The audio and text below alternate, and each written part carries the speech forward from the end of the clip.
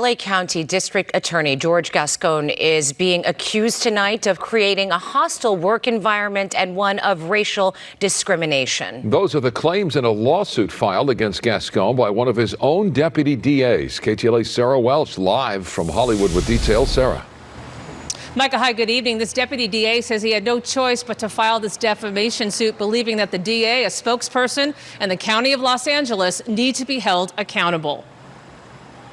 He needs to apologize. Apologize, John Hatami says, for smearing his reputation, but he says his new boss, newly elected LA County DA George Gascon, has refused. The bullying needs to stop. Brian Claypool, Hatami's lawyer, says his client is being targeted by Gascon because he's bravely stood up to his policies and directives that critics call unconstitutional.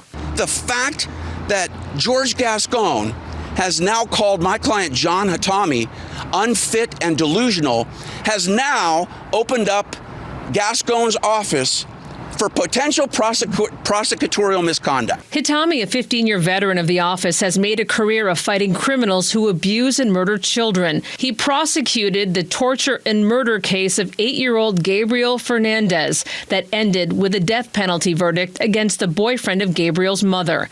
Hatami says Gascon, just after his victory and before he took office, told a local TV station Hatami sought the death penalty for his ego. For a DA to say that about his employee,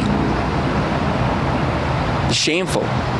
He has to apologize to Gabriel Fernandez and to Gabriel Fernandez's entire family. Now defense attorneys can file an appeal in that case. Hatami also says during a podcast, his boss used the term internal terrorist, referring to any deputy DA who disagreed with him.